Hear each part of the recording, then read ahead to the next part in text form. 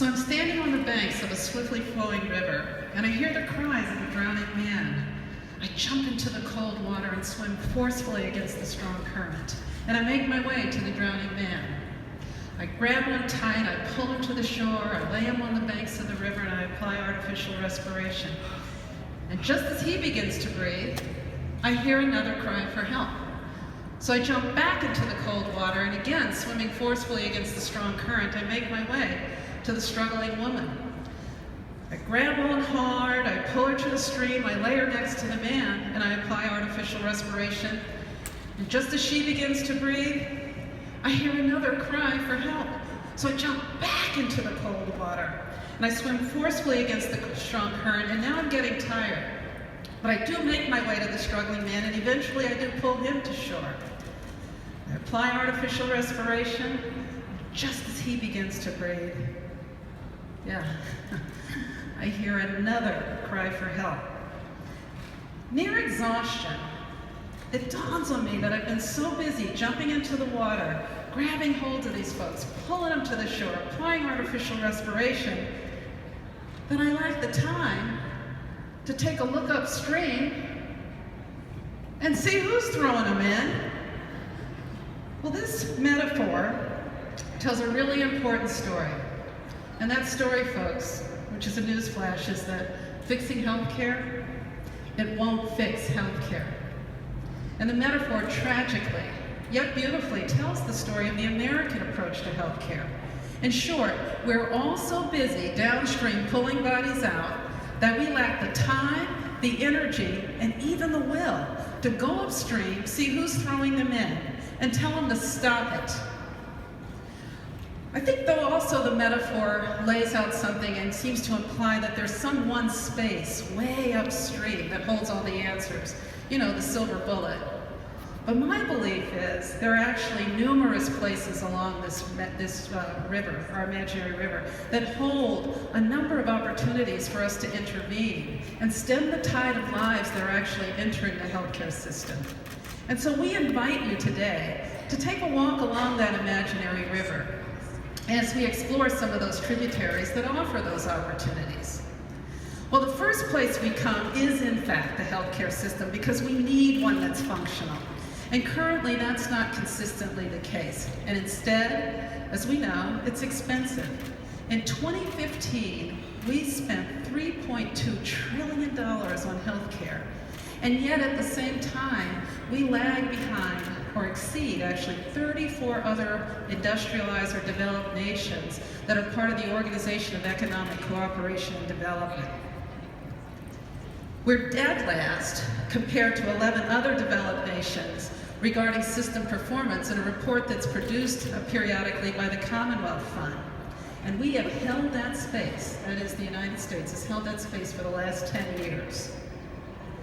We particularly perform poorly, that is, we're either last or near last, on issues of access, efficiency, and equity.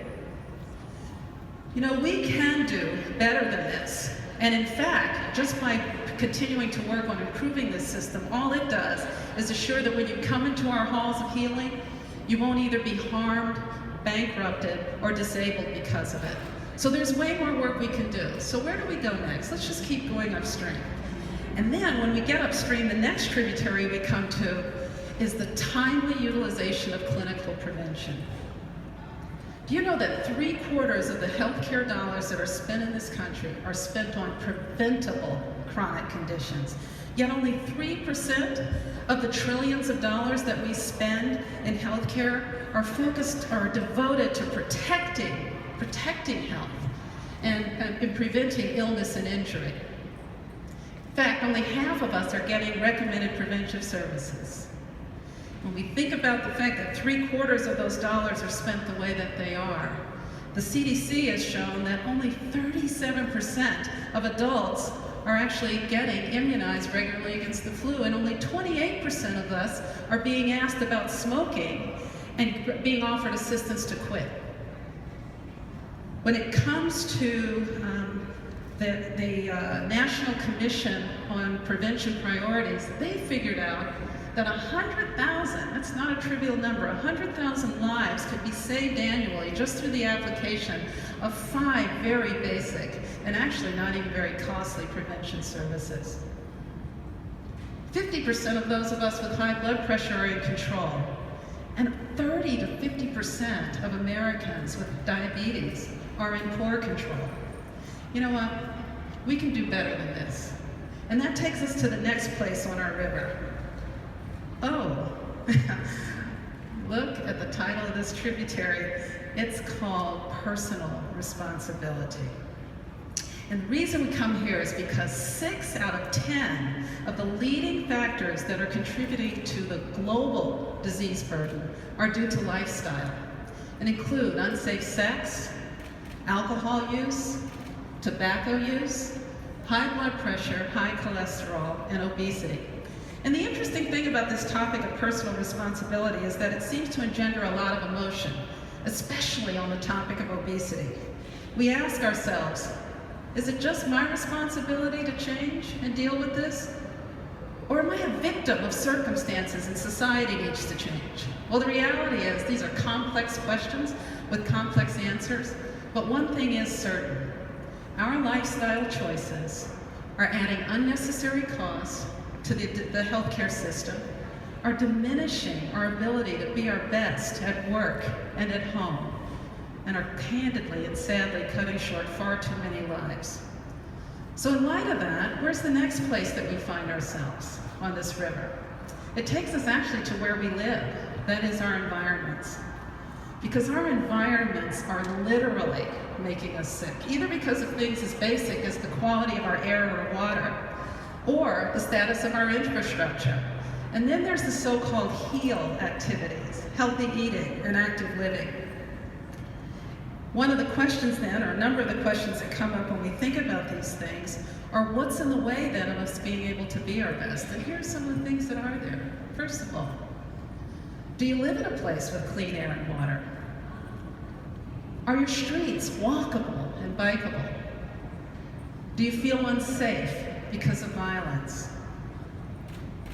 Do you have to buy your food in corner convenience stores and liquor stores? And in fact, are healthy and affordable food options even available? And since we know that your zip code matters way more than your genetic code when it comes to the expression of your health and your health outcomes, are we in fact doing all that we can to assure that we have healthy, vibrant environments? Well, the reality is, as we think about the complexity of answering those questions, we know that it's pretty darn tough stuff. And that brings us to our last tributary, the so-called social determinants of health. Well, the social determinants of health are those conditions into which we are born, grow up, live, work, and age, and the systems put in place to deal with illness. And all of those circumstances are shaped by a wider set of forces that we're all very, very much familiar with. Economics, social policies, and in fact, politics. And as we think about what those social determinants include, there are a number of factors, but some of the more important ones are economics, education, and race and ethnicity. And in fact, economic self-sufficiency is one of the more important ones, and they're all intertwined, they're all interrelated. They're also important in all of our lives, but there is one for sure that I think that it is, that's worth exploring, that is education. And in particular, when we think about education with women. A few facts. A child born to a mother who's educated has twice the likelihood of reaching his or her second birthday. Educated mothers are 50% more likely to immunize their children, and a girl born with a basic education, armed with a basic education, is 3 times less likely to contract HIV/AIDS. You know, the social determinants are our work. They're all of your work, they're our work, and we're going to be doing this work for the foreseeable. And the tough thing about it, when you think about how interconnected all of these issues are, that as we get further upstream on this river, is a big question overcomes us, and that is, how do we not get so overwhelmed by the size of the task that we deem it as futile and therefore not worth trying? How do we not lose hope? Where do we even begin? Well, I have this sense, a strong belief, that there are reasons, there are big reasons not to lose hope. And the question is, what if there are beacons all over this state, all over this place, all over this globe that can shed light on the fundamental elements that are essential for building healthy, vibrant communities, wherein the healthcare system is there when we need it and only when we need it? What can we learn from these little gems that can shed light upon what answers and things are there that we can learn from? Well, I have this strong belief that if you look way upstream on that river, like way upstream, and actually at the headwaters of every single one of the tributaries we just talked about, you're going to find some answers. And here's what I believe. As we've heard several times today already, I believe it's all about community. It's about building strong communities, because it's there that we develop the grit that enables us to respond to adversity in ways that assure that we're going to come out stronger and smarter on the other side. It's here that we view health as an enabler, not the end goal. Here, in this case, health is not the absence of illness, but rather it's the means by which we have the opportunity to live our best life. In this space, folks, we're in relationship with each other. We're connected to each other. We care about one another. In short, y'all know what I'm gonna say. We love each other. And there are people and places all over the world that get this. Dr. Don Berwick gets it. Dr. Berwick started the Institute for Healthcare Improvement, and that organization is literally transforming how we deliver healthcare all over this country, and in fact, even here in Maryland. And yes, it's about standardized measurement and processes and protocols. But let me tell you, Dr. Berwick, what he really got, it was about building strong healthcare teams, about learning from our mistakes, and about leaning in to the discomfort of interdependence, because we knew we got better outcomes when we did this. Small villages in Nigeria, Uganda, and Tanzania get it. In these small, impoverished communities, adherence with HIV/AIDS treatment regimens is better than we're getting on this continent. And what's happened is these small, extremely impoverished places have decided and made it a very important expectation that people living with HIV/AIDS will take their medication, and they're going to do it because they're not only important to their family, but they're actually important to that community. It's all about lifting up the importance of social relationships and the value of those relationships in order to stem the tide of a disease that's actually decimating a continent. Arthur gets it. This is like the coolest YouTube video. You know, it's had over 13 million hits. 13 million hits, and it chronicles the story of a veteran, Arthur, as he made his way back from a man who required leg braces and crutches to walk to his fit, healthy, and confident and independent self. And you know who else gets it? Baltimore gets it. Had a chance today to sit here and listen to the amazing work that's going on here. We know all about the public-private partnership that's going on with Be More Baltimore and the work that's happening with Healthy Baltimore 2020. And when you look at all this work, in addition to all other sorts of things that are going on here, what this is about is all of us getting deeply into community and connecting there in order to build stronger and healthier and safer environments in some of, and on behalf of some of our most vulnerable citizens. And finally, Jeffrey Canada gets it. His Harlem's Children's Zone, it's a model for how education should be practiced in this country. And while they're creating spaces and places for children to learn, they're also focused on making sure that basic human needs are met, because the zone understands that the economic returns on this, the return on those investments, are absolutely huge and immeasurable. You know, if we had time, and I know we don't, we could tell all sorts of stories. I'm sure you all are involved in work like this, and I know you all are too. And if we were to take a moment and think about the themes, the threads that are at the heart of all these stories, we'd find that it's about cohesion, it's about resilience, and it's about the idea of building social capital. You know what? Can I help you out? It's instinctive to rush into a river and save the life of somebody who's drowning.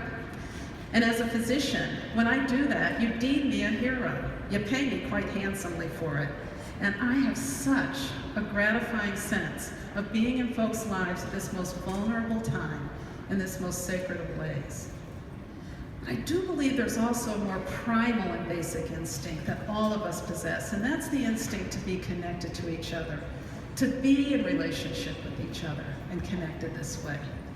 And when we do this, we have the opportunity to build up a cachet of assets that absolutely, both directly and indirectly, impact those downstream places along the tributaries of this river we discussed, as well as the healthcare system.